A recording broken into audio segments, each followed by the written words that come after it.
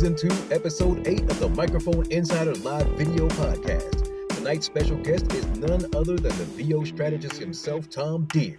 Grab a drink, get a blanket, get comfy, and welcome inside. All right. Welcome. Oh, am I on this mic here? All right. Welcome to the inside. We're back for a show of the new year. I'm not quite sure, man. Rebecca's trying to join us now, so we might get rid of Terry very quickly here, Terry. Sorry. Give us your best shot. There you go. And how is boom. this? Any better? Much better. That looks so much better. Oh, there we go.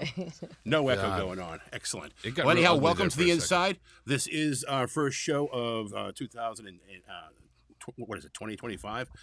Very excited to. That's the one. Yeah, I know. It's been such a long time since we've done this. I forgot what I'm doing, to be honest with you. But it's quite all right. We have a great show today. We say that all the time, but I feel it's how do you entertain? How do you try to be funny when what's going on right now in LA with I'm sure everybody that is an insider is affected by somebody, knows somebody, firsthand that is affected. I have a dear friend of mine whose aunt-in-law passed away from it. Another family member lost a house.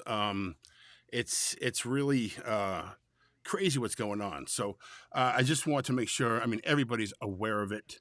But navavoices.org, they're doing their relief fund as they always do. It's we all believe it in Nava. We all love what they do, and I trust Tim to, do what's supposed to be done with the funds because that's what they do.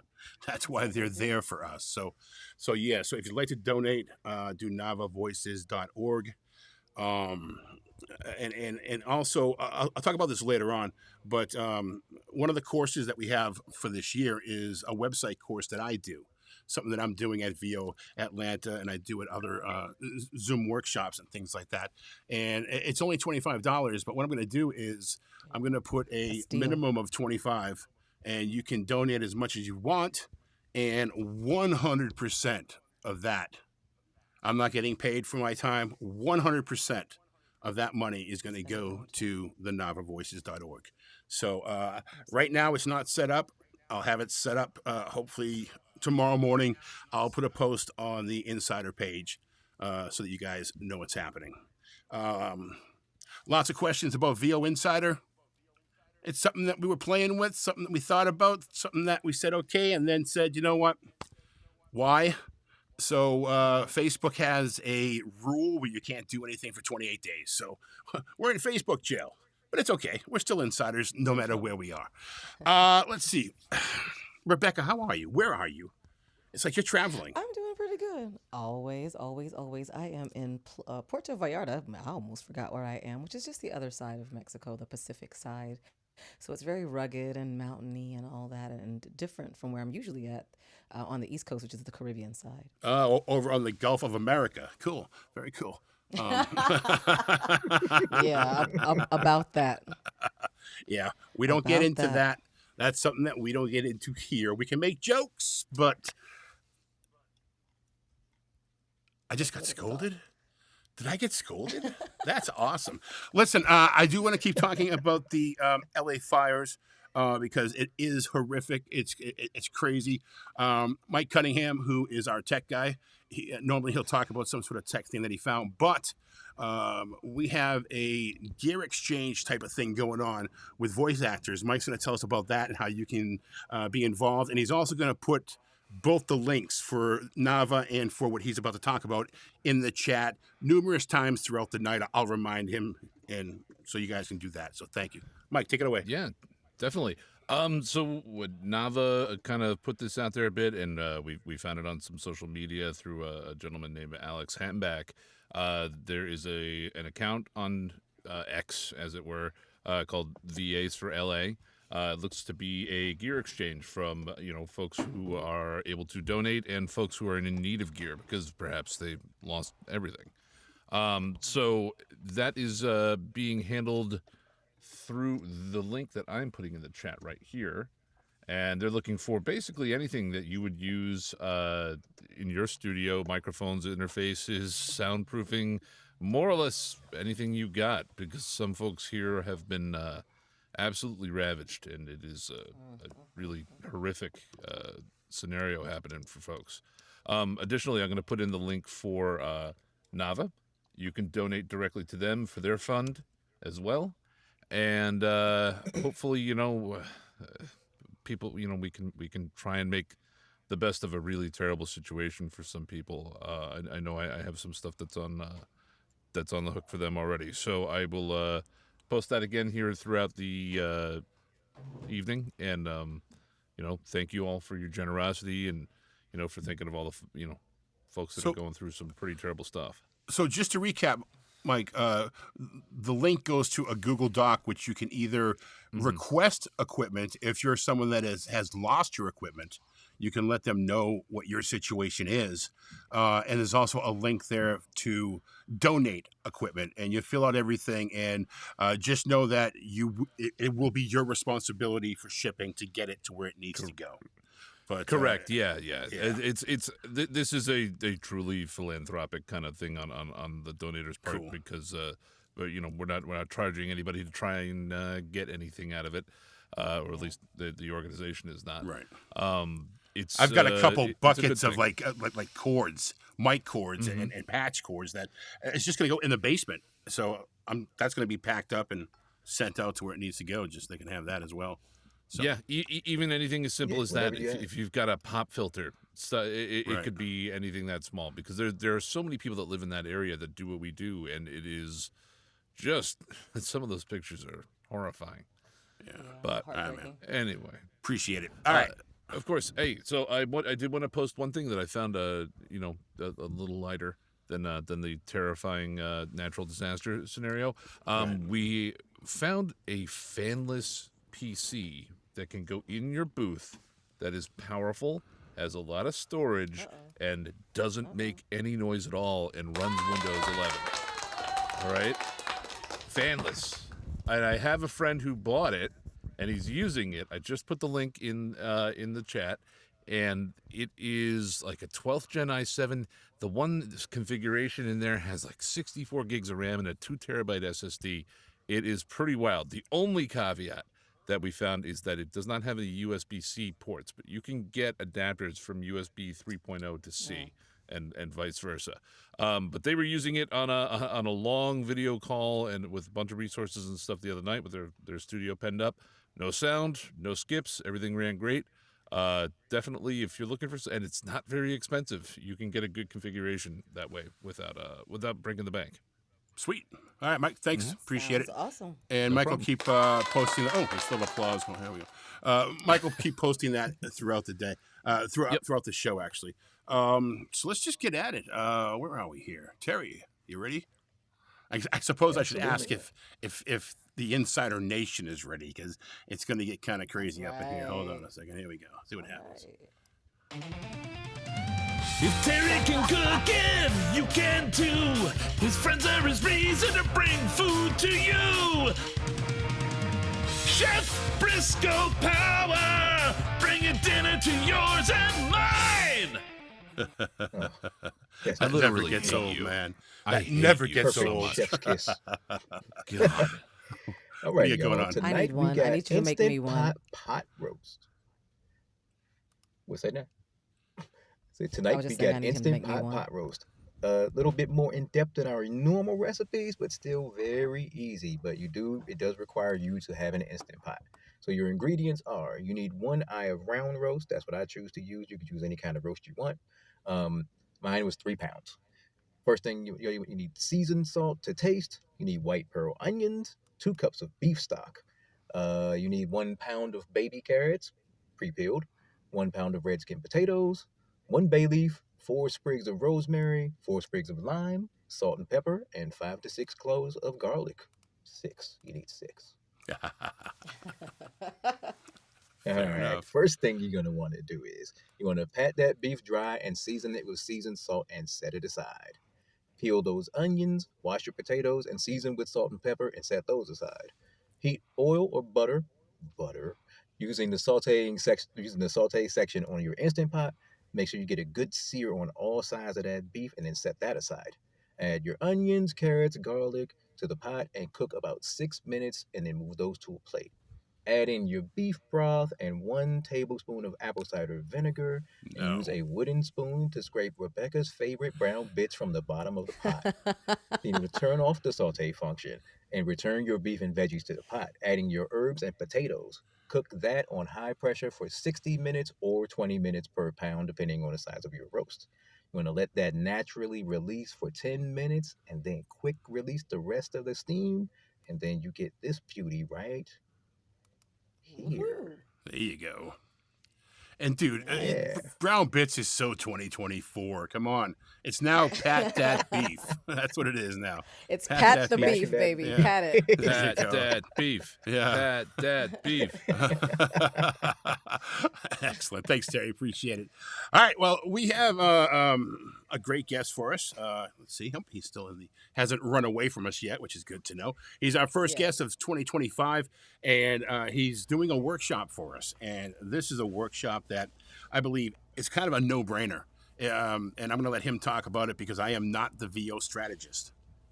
He is. Not at all. Okay, so Terry, do you have an actual intro for our guest, or did I bubble on that?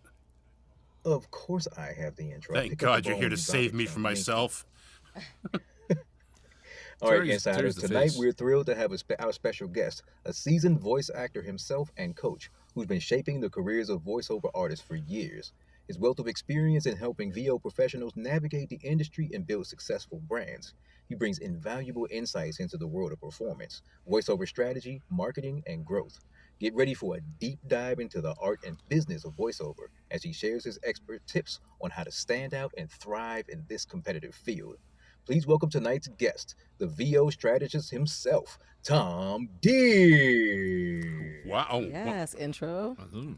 Where'd Rebecca go? Wow. Great job. I'm here, aren't I? Yeah, you are. I just have to find your face. There we go. There we go. Tom, welcome to There the it is. show. Yeah, great intro, Terry. Jeez. Can he follow me around and just talk like that every time I walk into a Narrate your life. Starbucks? into a I'm for hire, Starbucks. Tom. There you go. That'd That's be a amazing. hire. Nice. All right, we'll talk. So Tom is the VO strategist, and he has a lot going on. And more importantly, what I'm interested in is what we're doing with you. Is a game plan. Writing a game plan for 2025. It's January. Yeah. We all need to have. We're all like ready. New year. Great. Let's go. Let's do this. This is the year of me. This is the year that I'm going to do this and that. But how do you get there?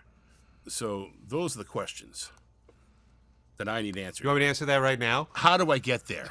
Just tell me. And Like go. all of it right Just now? give me the Yeah. secret sauce and everything. Just Listen, you boom. have 50 words or less. Just tell him the secrets now. Good. That implies I know them. Oh, dang. Well, anyhow, welcome to the show, Tom. And do tell us a bit about what your teachings are and what your, not to use the word strategy, but what your strategies are. Sure. Well, I've been pursuing voice acting since, 1994. That's when I decided to become a voice actor, and I did my first gig in 1996. I went full time in 2005, so I've been doing this for a while. The majority of the time, I felt like, that feeling when you drive to the mall and you get out of the car and you go into the mall and you buy whatever, and then you come out and you can't find your damn car. Oh, you also couldn't find the things you wanted to buy in the mall. You may have lost a shoe.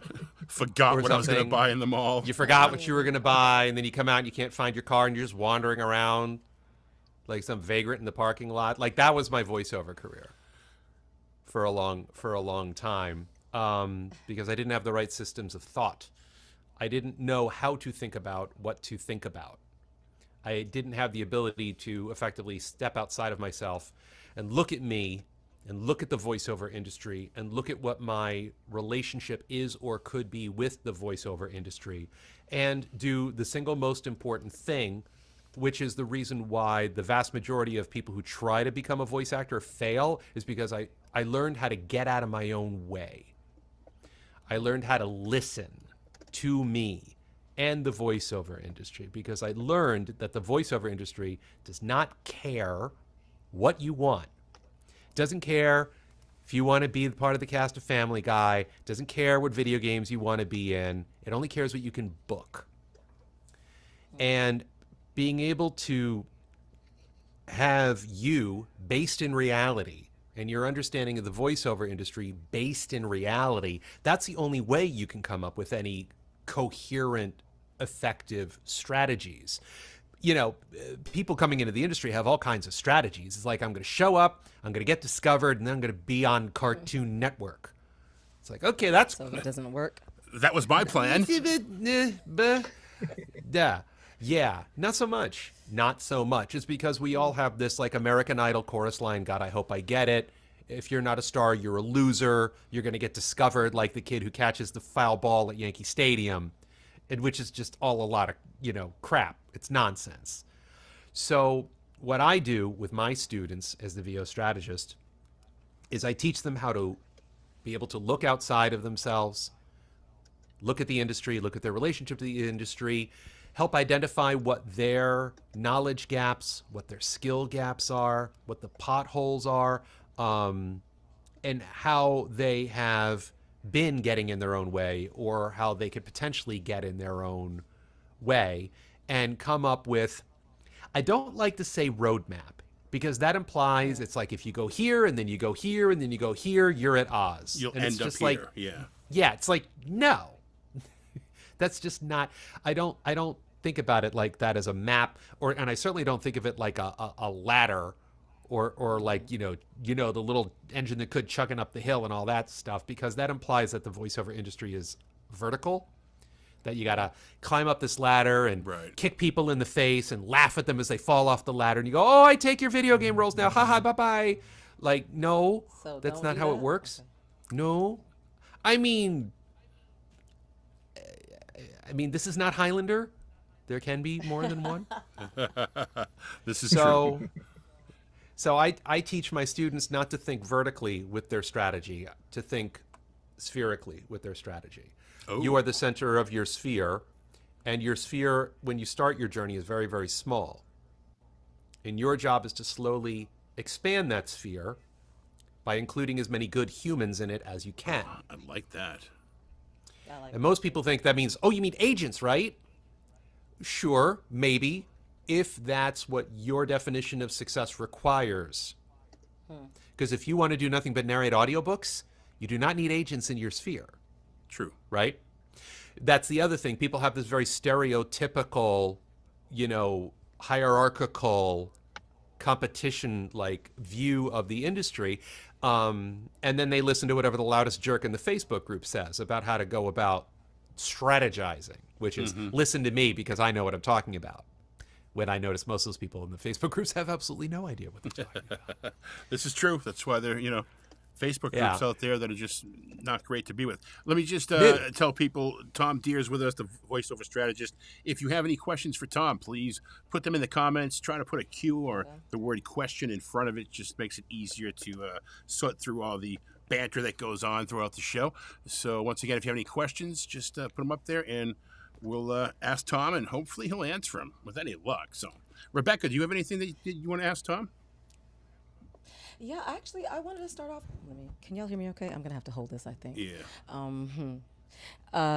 I was excited about this because I wanted to know, Jim, first, do you consider yourself strategic with your career?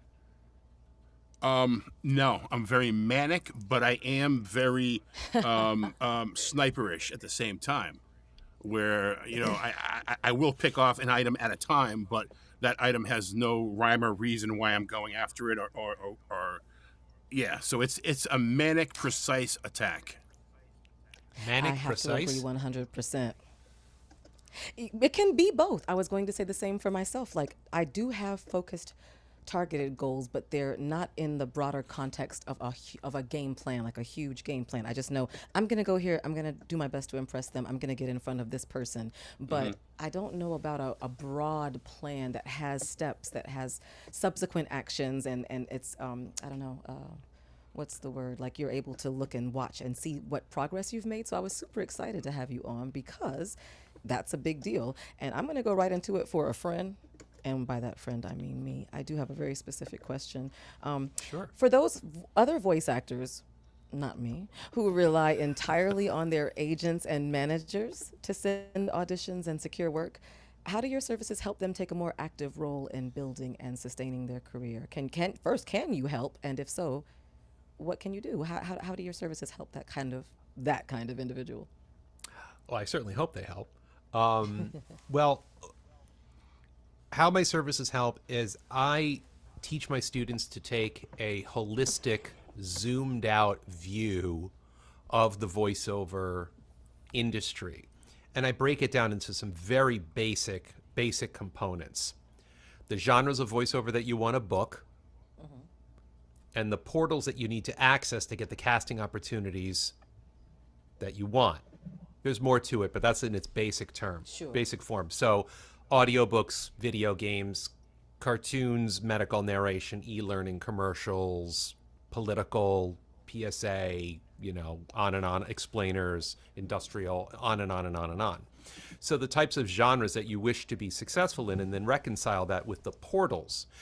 I call portals, here's Pepsi Class A National ad.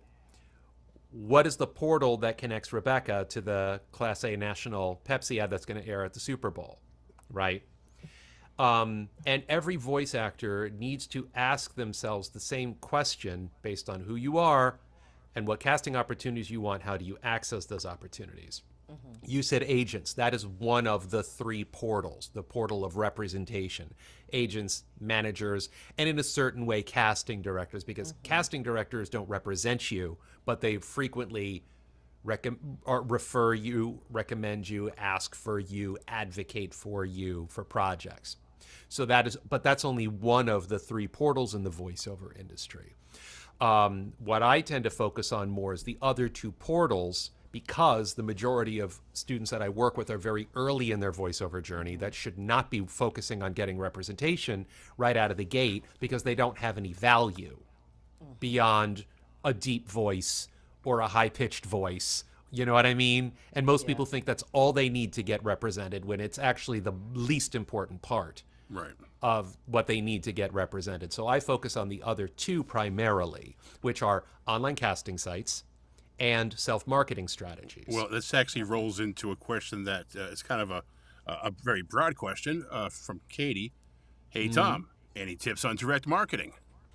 No. Okay, next. No, I mean that. What I'm going to qualify that by saying that the majority of people that come into the voiceover industry think, I got to get an agent, and then I got to do 532 of these direct marketing things.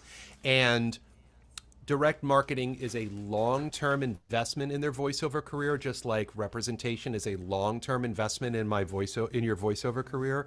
So my advice for most people who are early in their journey is, don't worry about agents. Don't worry about direct marketing strategies, because both of them are about value promise and value delivery. What is the promise of what they're going to get? And then, can you actually deliver the goods? And the vast majority of voice actors spend no time focusing on delivering the goods. And what do I mean by that? I mean, the dirtiest two words that you can say to somebody who's trying to get into voiceover, which is project management. The thing that people are running away from at their day jobs like a teenager in a horror movie. And project management is coming after them with an axe, and they're trying to get away from it so they can go, make all their squeaky voices and be millionaires and voice actor. And then they get to the door that says voiceover on it, and they open the door and they slam the door and they put their back and they're like, and then there's some glowing red eyes and a growl in the dark room that they're in, and that's project management for voice actors. What I mean by project management is everything that happens from the moment that the casting notice hits your inbox to the moment that the check clears. Okay. That is the poopy grown-up stuff that nobody wants to be bothered with, because they just want an agent or someone to do everything for them. So if you are early in your journey, my best direct marketing tip is, don't worry about it. Focus on your project management skills. Get on casting sites, try to audition 10 to 15 times a day, develop your audition, casting notice reading skills, develop your auditioning skills, develop your rate negotiation skills, develop your microphone technique skills, your recording and editing and submitting of files skills, and your communication with potential clients skills. Because all of you who are listening to this, your talent is grossly overrated. Okay? Because your talent will get you the first gig with a client. Your project management skills will get you the second gig with a client. Right. That's we'll talk, what and we'll talk about matters. this during your course that we're going to do, right? We will, yes. Okay, cool. So that's a little plug. This is some there. sneak previews Yeah, of the course we're gonna. And listen, we got this down as low as we can, $45. I mean, I don't like turning this into a sales thing, but this is a no-brainer for this one. I mean, just $45 to get your 2025 kind of, in focus a bit. Terry, you have a question, I believe. Let me go to Terry here. Mr. Briscoe. My hype man, Terry. Hey, that's what I'm here for. Tom, I wanted to know if you find value in doing things like this, hosting a podcast in your voiceover career. I do. I think there's a lot of value in it for very certain reasons. I mean, are you going to get discovered because you, as a voice actor, because you have a podcast? Probably not. Are you being a thoughtful, contributive member of the voiceover community by lending education and contributing to a positive culture in the voiceover industry, which indirectly could get you voiceover opportunities? Hell yeah. When I was talking about that sphere and including as many good humans, the most important humans that you can include in it are your fellow voice actors, because they are your greatest source of education and inspiration and commiseration. A lot of shuns in there. Yeah. So don't shun your competition. See what I did there? Very nice. DF has a question for us. Rebecca, if you could read this one for us. Let's see. If you can see it. Yeah, Tom, where would one start to begin expanding their sphere beyond themselves and coaching training? Auditioning as much as you possibly can. Because Katie asked about a direct marketing tips. Your best marketing tool, your number one ultimate marketing tool, is the audition. Because it's like, marketing is about developing the art and science of developing meaningful relationships with clients. That's how I define it. And what a better way to start off on the right foot with a meaningful relationship by a killer audition. Because It's about value promise and reconciling that with value delivery. Value promise is you open a new Mexican restaurant and there's some guy dressed like a tamale handing out flyers for free margaritas. That's all value promise. Value delivery is, are the spoons clean? What happens when they make a mistake when your food comes out wrong? That's value delivery. That's it good tequila? Yes. Good tequila, yes, good the delivery. Tequila. And is it delivered in a clean shot glass with a properly cut lemon wedge? Nice. Not that I know anything about drinking tequila. You know what I mean? So auditioning as much as you can, developing those skills is one of the best ways. Also, attending events, putting your actual pants on, leaving your home, and going where there's other humans. And I know a lot of you are introverts. I don't care. Okay? I am an extrovert who needs to frequently recharge, if that makes any sense. So I can be an extrovert in very short bursts, then I got to go to the bathroom and throw some water in my face and go, then get back in there. But to actually go to a networking event, to go to a conference, to go to a, Panera Bread on the third Thursday for some meetup group, go to your local chamber of commerce, Rotary Club, whatever, and just hang out with people. Because also when you do stuff like that, you're most likely the only voice actor in the room for like the non-voiceover events. But just being present, not talking about yourself incessantly, not coming off as sniveling or desperate or arrogant or braggadocious, and just hanging with people and consistently hanging and not asking anyone for anything and being interested in what they're interested in, that has just as much potential efficacy as a good audition could. Cool. Speaking of braggadocious, Mr. Braggadocious himself, Mike Cunningham, has a question for us. Mike. Yeah. If anybody loves himself, it's definitely me. Yeah, I know. Tom, so Tom, there's a million of these podcasts out there, and everybody asks all kind of, the same question, and everybody wants to know how to be a success. What I want to know is, I want you to tell me about failure. What did you fail I can at tell you. last year? I can talk about that all day. Failure? Oh, yeah. Yeah. I put the f in failure. Failure is a big part of a voice actor. I have failed far more than I have succeeded as a voice actor. If you're booking 5% of your auditions that you get in a given year, you're doing pretty good, which means you're failing, quote unquote, failing 95% of the time, but you're really not. Because most of the time when you do an audition, you don't book it, it's not a failure. It's just you don't sound enough like the casting director's brother-in-law. You know what I mean? Or they just completely threw out the specs and went a completely different direction. Like years ago, remember the Clifford, the Big Red Dog movie? Yes. I got to audition for that. And the casting spec said they wanted me to sound like Seth Rogen. And I'm like, I guess I can't afford Seth Rogen. So I worked on my Seth Rogen, not impression, but like kind of channeling his like kind of goofy, pothead attitude, demeanor and stuff. And, and I never heard back. And then the movie came out and it was Owen Wilson got cast. Oh, wow. Like how much, you go from stoner Jewish guy to stoner Texan guy. You know what I mean? And it's like, did I fail that audition? No, I didn't fail that audition. There's like so many factors far beyond my control and awareness. You know what I mean? But Matthew so McConaughey it's about, must not have been available that week, huh? I guess. Jeez. All right. I guess All not. right.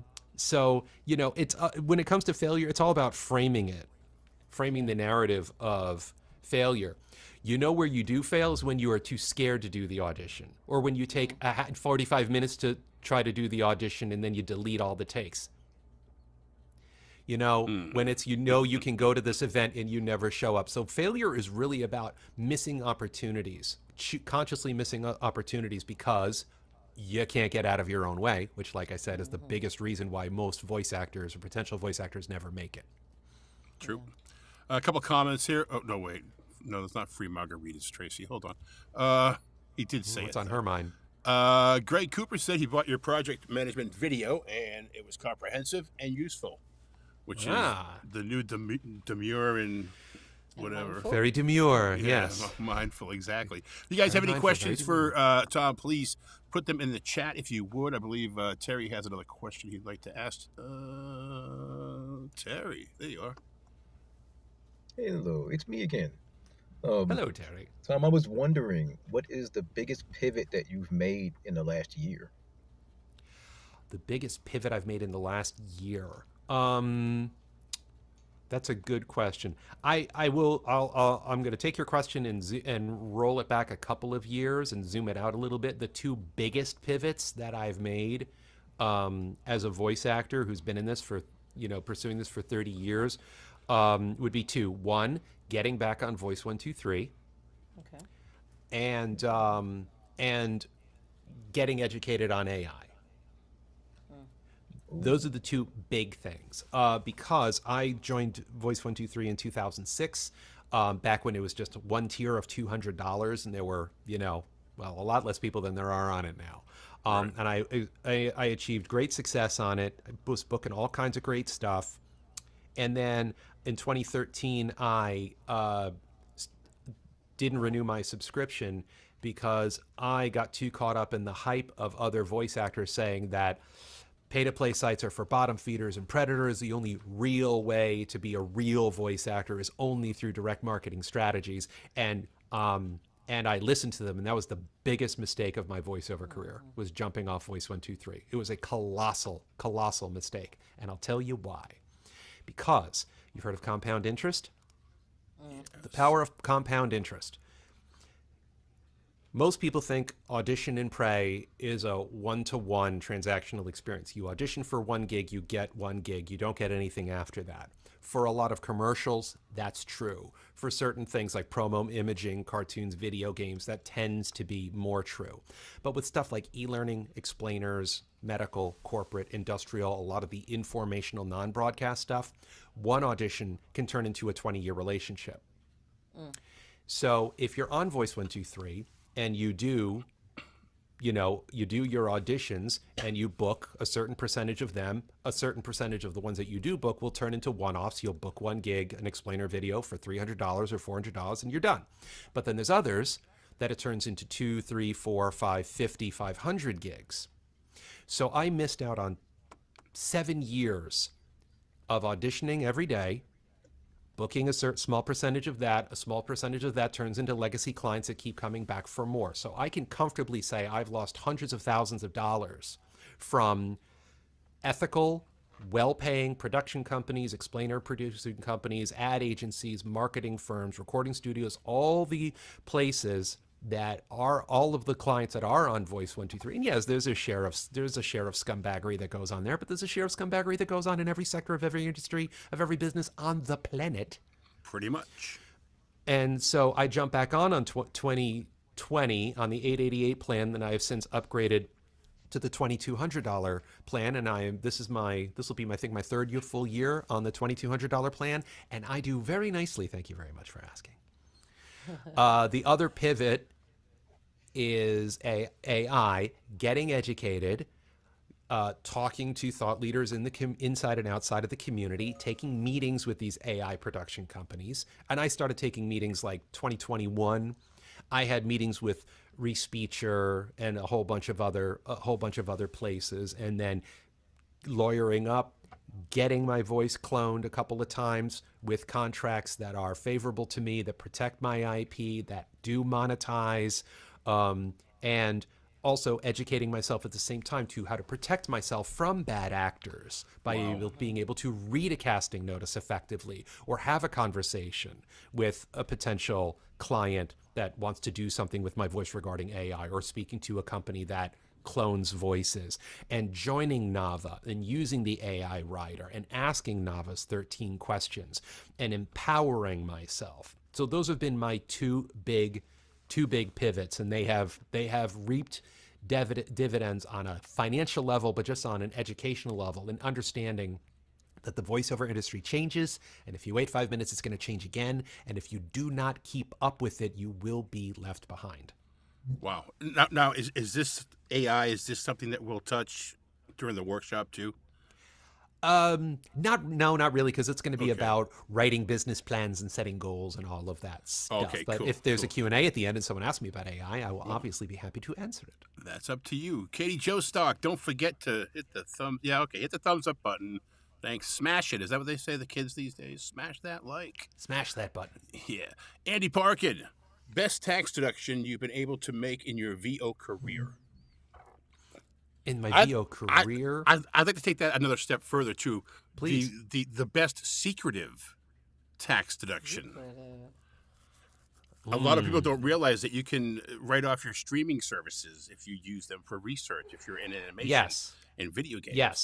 Yes. And dubbing. Well, the best tax deduction I've been able to make in my VO career is to hire a living, breathing, certified public accountant. Yes. Whose job is who my wife and I pay, because she's a freelancer too. We pay them to find the tax deductions, which is why I have a cash flow spreadsheet, which is a free download at vostrategist.com. Just go to the search bar, type in the word free, track every single penny that goes into and out of your voiceover career, and have a living, breathing CPA hand it over to them, and then they will find the best tax deduction. Sweet. Mike, we have a question here from Katie. If you would ask Tom, it'd be great. Sure. Katie asks, how do clients respond when you assert your rates and AI rights or protections? Most of the time, they are totally cool with it.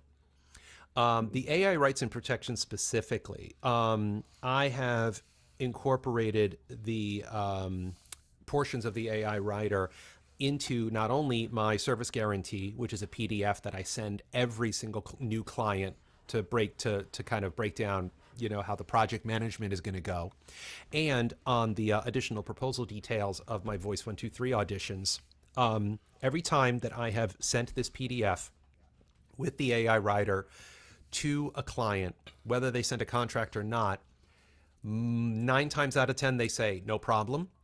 And the 10th time, they say, oh, we are so sorry. We should have thought of this. Because most clients are not twirling their mustaches and trying to ruin our lives. They're really not. Because you know what? They're small businesses. And a lot of those small businesses is just one person. So they're self-employed, but basically too. They're not out to rip us off. They value us.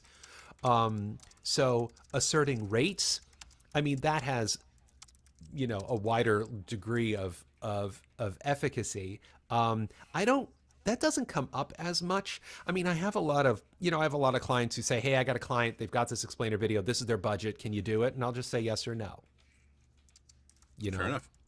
Rebecca, we have a question from Voices by Tracy, if you'd be so kind.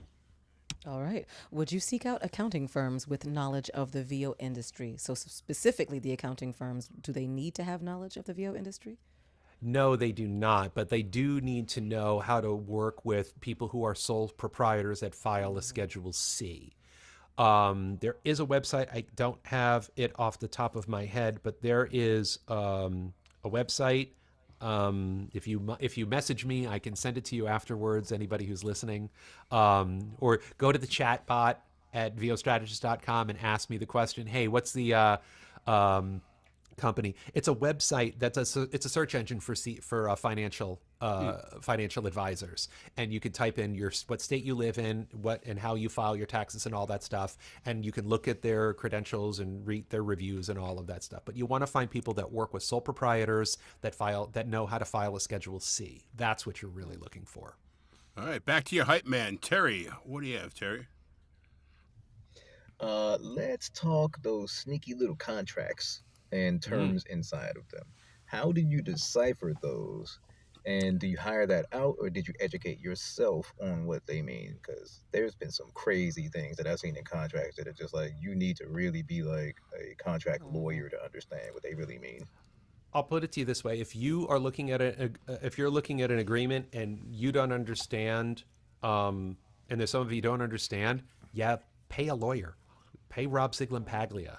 Yeah, if you're SAG-AFTRA, if you're SAG-AFTRA, they've got the contracts are pre-negotiated, so that's not relevant to this question. But I can't think of any specific terms off the top of my head that I look in. But when I see stuff that says in perpetuity, all rights in in the universe, sometimes they put stuff like that in the universe and things like that. So it's just, and I'm just like, I'm not so sure. I'm not so sure about that. But the short answer is, best tax deduction, hire a CPA. Best way to read a contract, hire a lawyer. There you go. Outsource. And I know a lot of you are early in your journey and you may think you can't afford it, but I ask you is, can you afford not to? Can you not afford it? Exactly. Rebecca, any questions for Tom?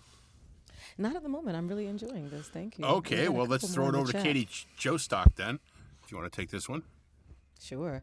Do you ever audition for a lower paying job on V123 and include the rate you will take in the notes section? If so, has this ever worked for you? The short answer is no, but because in Voice 123 in your settings, you can set what the minimum budget is that you'd be willing to work with. So anytime I see something that's like, okay, if I look at the number, which is, my minimum rate, but then I'm looking at the terms, like the usage, length and market and number of lifts and cut downs and stuff, and it says this is the rate, take it or leave it, I will leave it.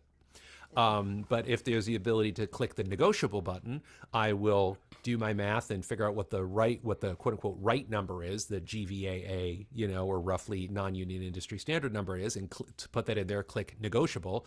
And the very first thing that it says on my additional proposal details is please reach out to me so we can, I forgot exactly what it is. It's something like, I'd love to get more information about the rate and stuff like that, and we can talk about it. And then if they want me badly enough, they'll talk to me about it. Like I remember a couple years ago, there was some explainer video, and I bid. I put in not bid. I don't like to use that term, but I quoted $600. And then the next day the phone rang, and it was the production company. And he said, Tom, it's down to you and 2 other guys. The other 2 guys quoted 500. If you quote 500, it's yours. And I said, 500. And I took the gig. Yeah. Because it was a perfectly fine rate. You know what I mean? So. All right. We're going to go back to Mike has a question. Mike. Sure. Tom, what is the craziest thing that you have ever seen in terms of a contract? There's like something put in there that you read it and it was just completely off the wall. And conversely, do you have any stories or examples of like an extremely crazy thing that you might have agreed to in a contract over the course of time? I mean, mostly the, in the known universe type stuff. That's the stuff that I usually see as a contract. But I'll give you a story. It's not a contract related story, but it's like the craziest thing that I've ever been asked to do as a voice actor. So back in the day, I would use Gig Salad and look for projects, and there was some voiceover. Some casting notice about being a British, a professor with a British accent. I could do some different British accents and stuff. So I applied for it.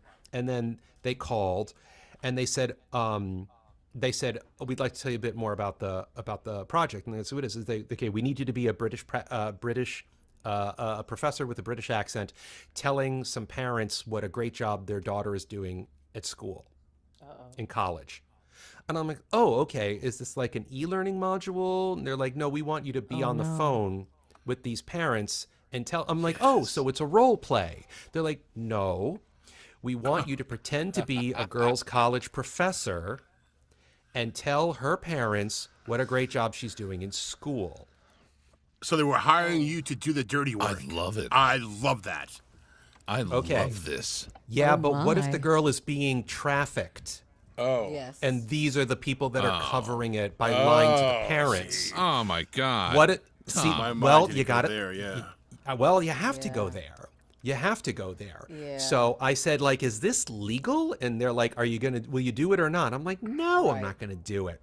And then I called, after I got off the phone, I called a friend of mine who's a lawyer and I explained it. And I said, is it illegal to do that? And he said, it's not illegal to pretend to be it. It's the intent.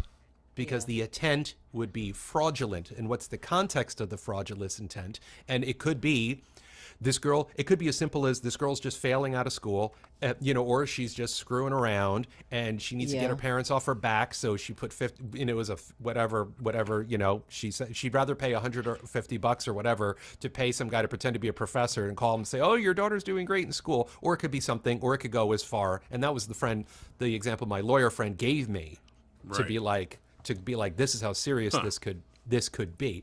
So, it's a crazy story. I hope no one has ever asked to do something as weird as that. Yeah. But Pretty weird. always keep your antennas fully extended. Yeah. All right.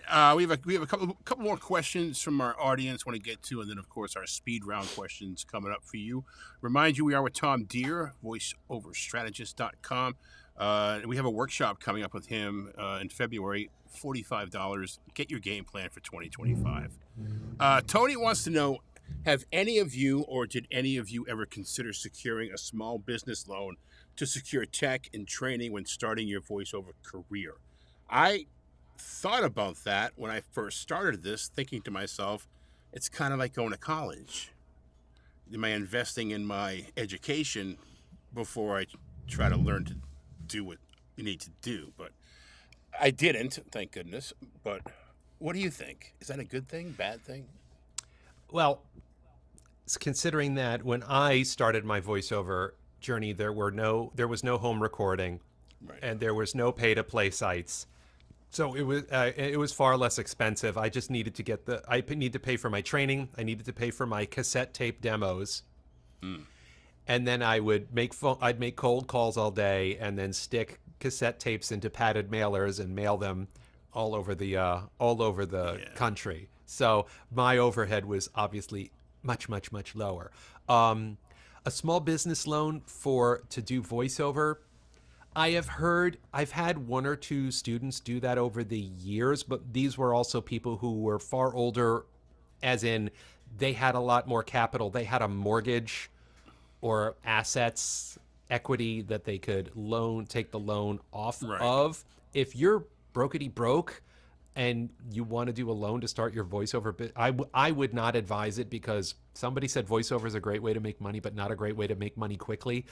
Right. And also, I mean, even Rolf himself, the CEO of Voice 123, said it takes roughly 6 months for you to book your first gig on Voice 123, and it takes roughly 2 years to earn 5 times your subscription rate. Because so it takes a long time. Yeah, it does. It takes a lot and a long time. And it's my experience just working with so many students over the years that the vast majority of the people, they can't afford that. So I would be very careful about getting a loan. I would be very careful about it. All right. One last question here from Raisin. Rebecca, if you'd be so kind. All right. Tom, aside from getting out of your own way, which you mentioned earlier, what were some other hurdles you had to overcome early in your VO career? Again, my early VO career was in the 90s, so I had far less and slightly different challenges.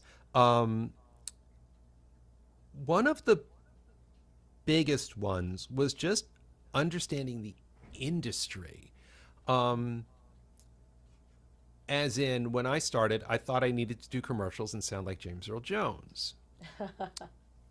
I will never sound like James Earl Jones. I'm over 50 now, and I still kind of sound like the kid who's trying to get served at the bar. And once I started to realize through my cost-benefit analysis and genre breakdown of revenue, where the majority of the work that I was doing was e-learning, specifically ESL, English as a second language, now known as ELL, English language learners, pretending to be college students or young professors, which is just far more aligned with my natural speaking voice, is when I realized, the more that I am me, the better a chance I have of getting work. Because I'm on Reddit, I'm on all the social media channels, and everyone's talking about, I'm trying to sound like this, I'm trying to sound like that, I'm trying to sound deeper. It's like, why? Nobody hires you for that. They hire you for you.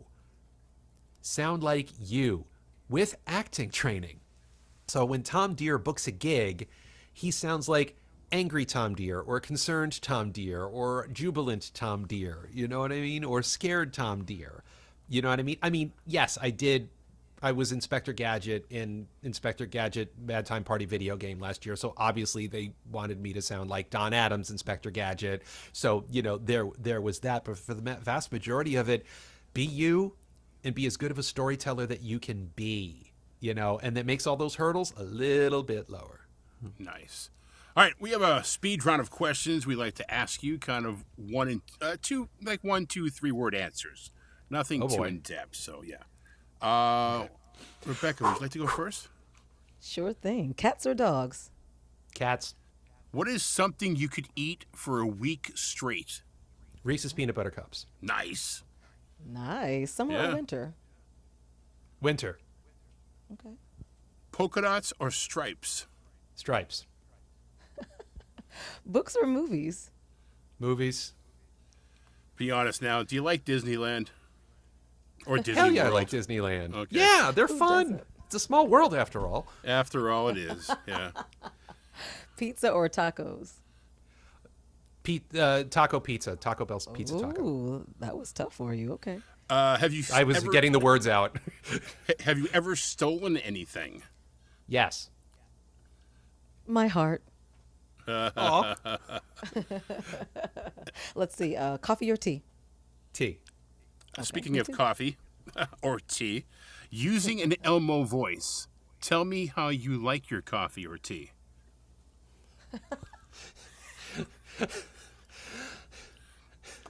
Come on, Tom. Tell us how you like it, Tom. Tell us how you like it, Tom. That was awesome. All right. That was good. That Thank was you, one of Tom. your. That was some of your finest work, Jim. I like that one. Well, We're gonna use that one thank you again. so much. Let me get a little applause to Tom for that. Appreciate you being there, playing along with us. Guys, we have Tom Dheere with us, wrapping things up. And coming up, Tom, do you have that date by any chance right in front of you, or do I have to think that I know Google what I'm talking Calendar about? has it. February 4th. It's Here we go. February 4th, 7 p.m. Eastern. Correct. Get your voice acting act together. Okay, you have the training. Now let's get that game plan and figure out what to do with it. I'm going to post the copy here. I'll post it in the chat one last time, but just go to the microphoneinsider.com.